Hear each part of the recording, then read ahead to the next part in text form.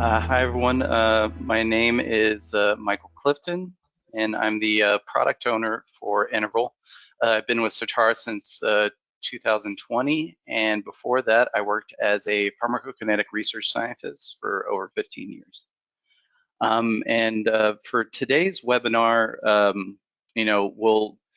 we'll do a quick overview of Integral and its benefits if you're not too familiar with Integral, and then we'll kind of dive into the new features that come with the latest release of Integral 23.10.1. As I'm going through each of those features, I'll do a little bit of a demo for each of those, and then at the end we'll have our Q&A session. So with that, we'll get started. So what is Certara Integral? Certara's Integral repository is a cloud-native, validated 21 CFR Part 11 compliant data repository with an intuitive user interface for collecting, managing, and sharing and storing multiple types of data sets for analyses. Typically, working with Phoenix, we can utilize non-compartmental analyses, toxicokinetic modeling, and PK/PD modeling that comes with Phoenix when on LIN, and the storage capabilities of Integral to give the user a streamlined and secured workflow that allows the user to connect, capture, visualize, and analyze data anytime, anywhere, while ensuring compliance guidelines are met. Now, in addition to this, we now offer one of the bigger features for this release, the 23.10.1 release, was the ability for users to perform exploratory analyses that don't require compliance, while still utilizing that streamlined workflow between Phoenix and Integral. So with that, I'll just kind of go over some of the key benefits that customers would have with using Integral. For instance, you can make informed decisions based on the data stored within Integral. You treat Integral as your one source of truth. You can improve your operational workflows between different users in your company, such as PK scientists, biostatisticians, and your clinical or lab teams. You can collaborate together, right? And not only this internal collaboration with your own teams, but you can also collaborate with third-party users such as consultants and CROs. Since Integral is your one source of truth, Integral ensures data are reproducible, traceable, and secure. We also remove the burden of IT from your company when it comes to storing this data and being able to access it. And finally, we provide a framework to enable compliance at the study level. So that's just a brief overview and some of the key benefits that you get with Integral. Now we'll dive right into the new features that are available for 23.10.1. So as I mentioned, there's this this exploratory work that could be done now within Integral. And that is due to the fact that we now have this way of capturing e-signatures as metadata. So if you're typically familiar, whenever you're working on, say, a GXP study that requires compliance, what that typically means is, you have any changes that are occurring with your data, they're being tracked in an audit, and not only that, but you have to record a reason and then sign off using your credentials to apply those changes that you made. So for GXP studies and being compliant, that's required.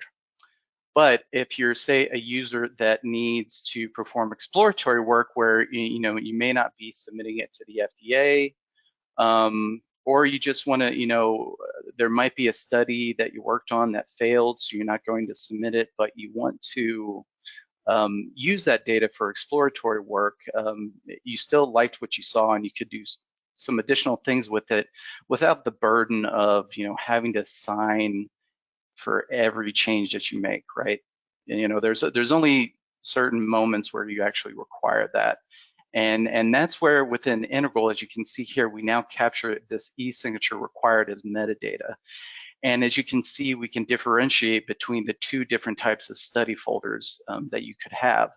So the GXP or compliant folders that require an e-signature, they're specified here with having this shield with the check mark. Not only that, we specify within the properties of that folder that the e-signature is required is set to true. For the non-compliant or the GXP folders, you can see that that shield icon is now gone. And with that, it would also update the properties there, basically changing it from e-signature required from true to false. So those are the indicators for your study root folders that would let the user know whether this is a compliant versus non-compliant study folder. Not only that, but we also offer the option for whenever you're creating a study folder or a root folder, you can have the option of specifying whether you want e-signatures enabled or disabled when you create that study folder. Now keep in mind, these types of settings are limited to specific users, so we do have controls on who can do this and who can't. As you can see here, for full licensed users or administrators, whenever they're creating a study folder, by default, e-signatures are set to being enabled, but they could choose to disable those if they wanted to. Whereas with this new license that we're offering called limited license user, and I'll go into that in detail later on, that defaults the user whenever they're trying to create a root folder to e-signatures being disabled. So that would be, they can only create, basically those types of users can only create non-GXP study folders.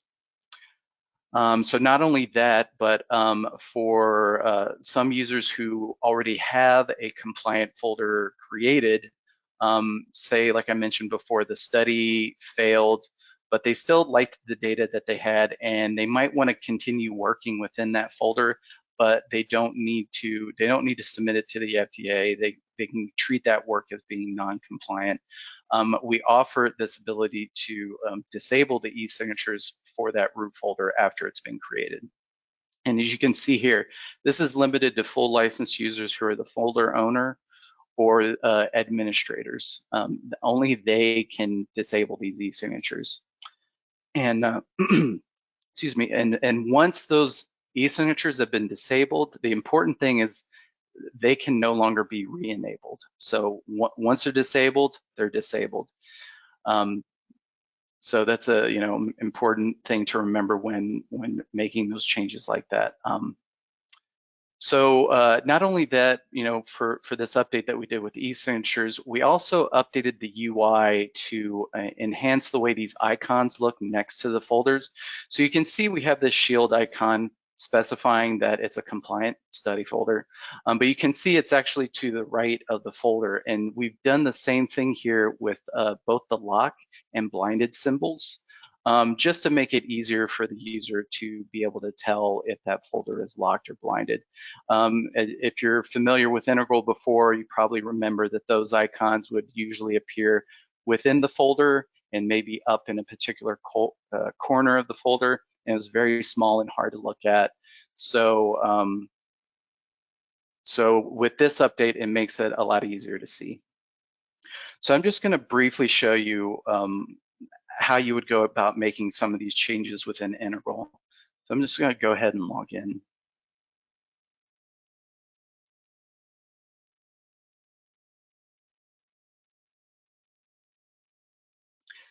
So you can see here with my list of study folders that I have, you can see some of these are non-compliant. They don't have the shield icon, and then some are compliant. And I'll show you what that looks like. First, let's start out just creating a compliant study folder. So I'm a full license user, so I can go ahead and create a study folder. I'll name it test 2. And you can see here we have this option now where we can select disabled or enabled for the e-signature. For my particular work here, I want to make sure that what I'm doing is compliant and requires that e-signature. So I want to make sure that's set to enabled. And then I'll come in here and enter some additional properties for my study. Maybe it's a randomized crossover. It's clinical. And once I have all of that filled out, I'll go ahead and click apply. And if we scroll down to the folder here, you can see this test 2. It has the shield icon. If we look at the properties, you can see e-signature required is set to true. And any changes that I make within the study folder, so say for example, I want to upload a data set. I'm going to select this dosing file here.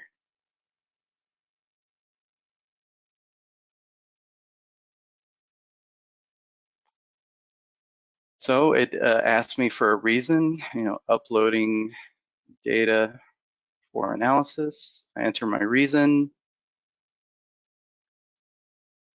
and I sign. Okay, and as you can see here, I have my data uploaded, and it captures, who uploaded the data set and the reason that I entered for that. But now let's say, for example, that this study, I did some additional work on it, and that the study failed. It wasn't what we were hoping, but we were still able to get something out of it, and we want to continue doing some work on it that might be exploratory. But we no longer need to enter in a reason or an e-signature for every single update that we do for this folder. So in that particular instance, as the folder owner, as you can see here, I own the folder. So I have certain rights associated with this folder. I am going to select this option to disable the e-signatures. And basically what this will do, this is going to be the last time for this study where I will be entering an electronic signature. And I'll just state my reason. Disabling e-signatures so I can perform exploratory work.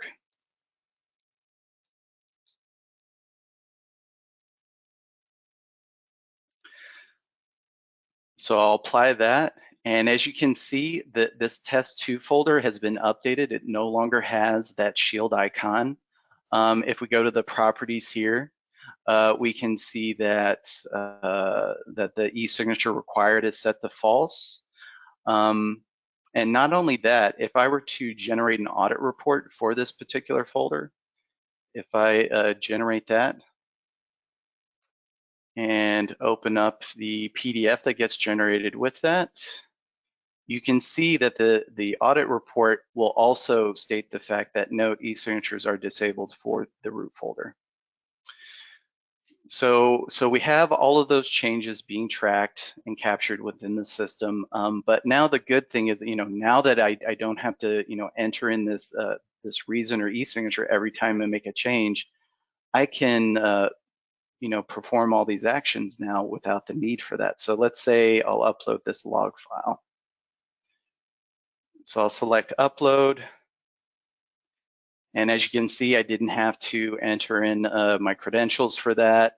And as you can see, the audit is still tracking what's being done within the folder, except now I don't need to enter a reason or my credentials.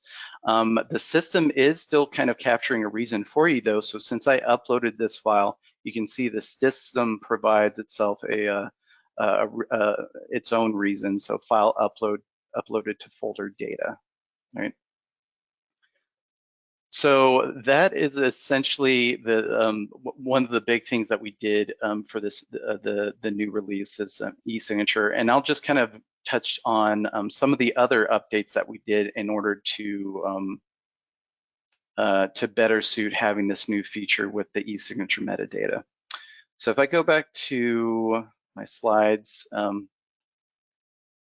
So anyone familiar with grouping or performing this custom view within Integral knows that you can create a custom view of the folder structure within your home page. So this custom view, you might want to see all study folders organized by a particular compound. So you see all the study folders associated with analyte 1 is under that folder for analyte 1. All study folders for analyte 2 are under that analyte 2 folder, right? So with that, since we have this e-signature metadata being captured, this property, we can now also group folders by whether the e-signature is required as true or false.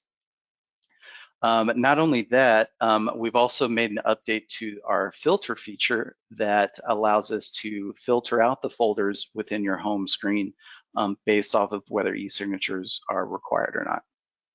And I'll briefly show you what that looks like here. So, so just looking at the grouping, so when you click on this this folder tree icon here, it'll take you to where you can select which properties you'd like to group your study folders by. So you can see here there's study type, compound, project, but for this particular example, I want to group these by the e-signature required property. So once I apply that, you can see here we now have all of our folders grouped to whether they're true or in this case compliant. These are our GXP study folders. You can see all of them have the folder icon there, the shield. And then you can see that our non-GXP, our non-compliant study folders grouped together here as well. So that's one way of displaying these folders here for ease of view. There's also, so let me reset my grouping. There's also, like I mentioned, the filter. So with the filter, this will basically just only show me the folders I want to see based off of the properties that I set here in the filter. So for e-signature required, I'm actually going to set that to false. So that'd be our non-compliant, our GXP, or non-GXP study folders. So when I click apply here, you can see it's only going to show me the study folders that are non-GXP. All right, and that's the enhancements that we did for the grouping and the filter. Another thing that we did is since we capture this e-signature as metadata, we can also we also updated the way our security groups could handle that particular type of metadata. So if you're familiar with being an administrator within Integral and know how to apply certain security permissions and groups, you know that security groups, whenever you're added to a security group, it'll grant you permissions based off of the criteria associated with that security group.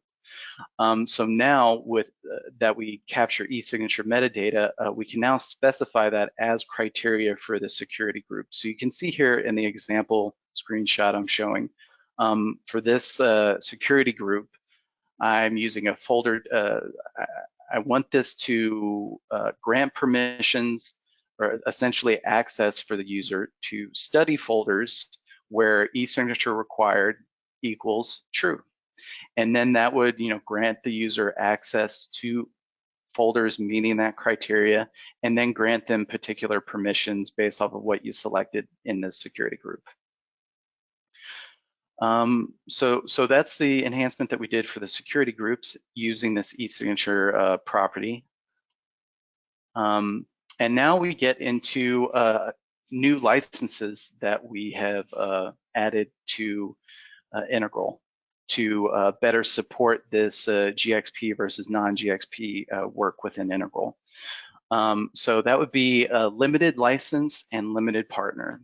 So for limited license, it's very similar to a full license user.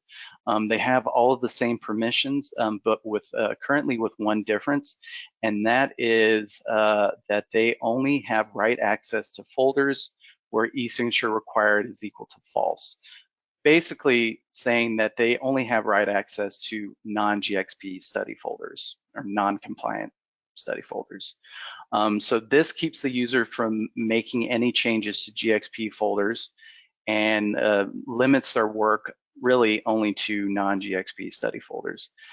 Now keep in mind though, we do allow this license type to have read access to GXP study folders. They may want to take some of the data from a compliant study and then copy that to a non-GXP study folder and perform some exploratory work using that. So we do allow for that with the limited license. Not only that, limited license users, they can create study folders, but they can only create non-GXP study folders. So what I showed you before where it said e-signature disabled, it would be defaulted to that, and then they wouldn't be able to create any GXP folders. So that's the limited license. For the limited partner, same thing as before, limited partner, it's similar to the partner license that we have, but same thing. It only, that type of user would only have write access to these non-GXP study folders where e-signature is not required. You can also grant them read access to GXP study folders where they can do the same thing. You allow them access to the GXP study folders, but it's only read access. So they might want to, copy that data, do some exploratory work on it in their non-GXP study. So the good thing about these two licenses that we have is the collaborative work that you could have with GXP users versus non-GXP users. So having the permissions set up in this way for these licenses allows for that sort of collaboration. So say for limited licensed user, this non-GXP user can collaborate with your GXP users within within the same company versus the limited partner where you might have a consultant or a CRO that you only want them maybe doing some exploratory work on non-GXP studies, but you might want them to at least have read access to a particular data file in a compliant folder so they could do some exploratory work using that. So, yeah, that's the good thing about these two is that kind of collaborative work that's allowed there. With these, we also put in the limit of not allowing license combinations for these two new licenses. So in not allowing these licenses to be combined with other licenses that we offer, we can secure, ensure that that these users would not have the ability to make changes to GXP studies. So those are the two new licenses that we offer. Now with that, we also made some additional updates to our system audit report. So anyone familiar with our standard audit trails know that whenever you're making changes to a study, that study itself has an audit trail that's capturing all of those changes. Whether you deleted a file, updated a file, deleted a folder, copied a file, all of that's being kind of tracked within that study, and there's an audit report you can print out for that specific study.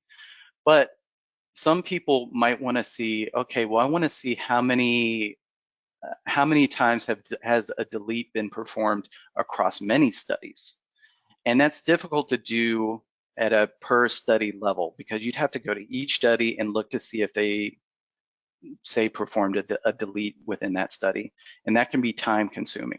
So what we've done here is we've updated our system audit report to capture the delete, lock, unlock, blind, unblind, and then this new feature of disable e-signatures. All of those are now captured within the system audit report, so you can then see at a wider lens,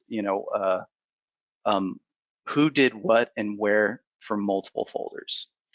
So I'll just show you briefly what that looks like. So here's the system audit report. And within it, we have certain activities being tracked. I want to look at the new ones that we're tracking here. So blinded, delete, disable e-signatures, lock, unblind, unlocked. So when I apply that, you can see I've done a lot of work here, either disabling e-signatures, but you can see here it specifies the folder that I disabled. You can also see here the folders or files that I locked or unlocked previously. If I switch that to a pivot view, I can scroll over and see the the file names that the files that I locked or unlocked, as well as some of the files that I deleted, or the folders where I performed disabled the e-signatures, right? So you can see all of that being tracked here, and then you can, if you need to print that out for audit purposes, you have the ability to export these in Excel or PDF. But essentially, that's the updates that we did for the system audit report to be able to track those additional events. We also now have this option to display archived folders. So by default, in the home, compare, and copy link screens within Integral, we will not display archived root folders. And when we say archived root folders, we mean any root folders that have been locked. But if you want to view those archived folders, you can simply just check this checkbox here, and it will display all of the locked folders. And I'll just briefly show that here. So as you can see here, I don't have any locked folders displayed. When I select the display archived folder option, if I scroll through, you can see here's my the archived folder that I had that I can go and revisit if I need to. So that's the option for displaying the archived folders. And then finally, this is for administrators, maybe your IT department, who, once your account for Integral has been set up and you've had all of your employees onboarded to Integral, it's possible you may have some additional licenses that you might want to use for any new employees that you have coming to the company. If you have any licenses available for that, instead of reaching out to the customer success manager or our support team, your administrator within the Integral could go in, and we've made it easier to add a user to the system.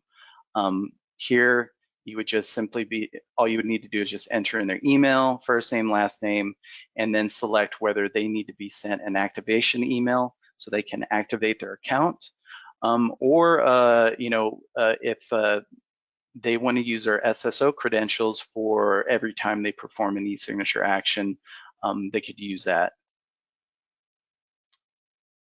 And that is all of the new features that we offer for Integral 23.10.1. I will open it up to Sebastian and everyone else for questions. Hey, Michael. Yeah, thank you. Thank you. Great input. We indeed have a couple of questions already. Again, please use the chat pane to ask Michael your questions. And let's start with that one. Is it possible to have some folder block for blinded studies? Folder, could you repeat that again, Sebastian? Is it possible to block folders for blinded studies? So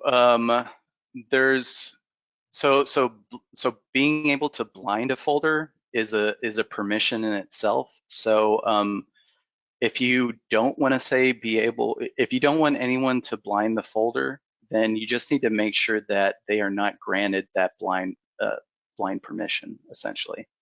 I think that's what you were asking. All right, thanks. Next question is it possible to export archived folders or content of archived folders to save a copy in a company server? Yeah, so if you need to save the archived folder, it's as simple as just downloading that archived folder. So you would have to have read access for the folder, but once that's the case, you should have. So, for example, the locked study that I have here, there should be an option here called download files. So when I download that, it will download a zip file with the folder structure and all of the data within that. So thanks. Let's take the next question. How do I access the system audit report to view those new events being tracked? That's the question. Yeah, so the system audit report, it's only available to users who have a QA or administrator license assigned to them. So once you have either of those two licenses assigned to you, then this system audit report will appear up at the top, and then you can just simply click on that. Thanks. And I see one last question here. It's around licenses. Can I combine a limited license with another license type? No, so we do not allow the combination of limited licenses with other license types. And that is in order to ensure that that those users who are limited licenses only have right access to non-GXP studies. We don't want to combine that with a full license, because then that would kind of defeat the purpose, right? You want to, the in the name limited license means that they have limited access to certain folders.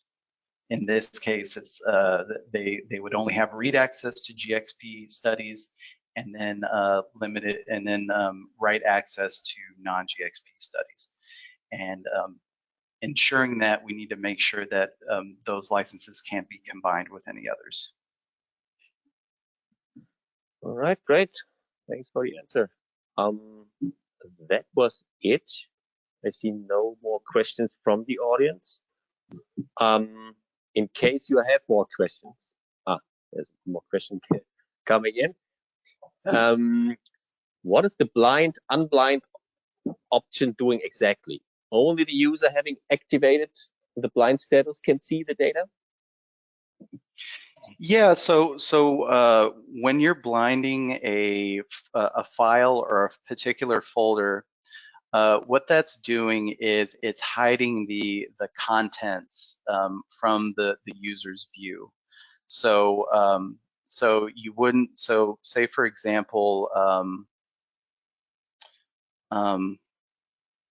for this file, if it was blinded, this contents tab would disappear.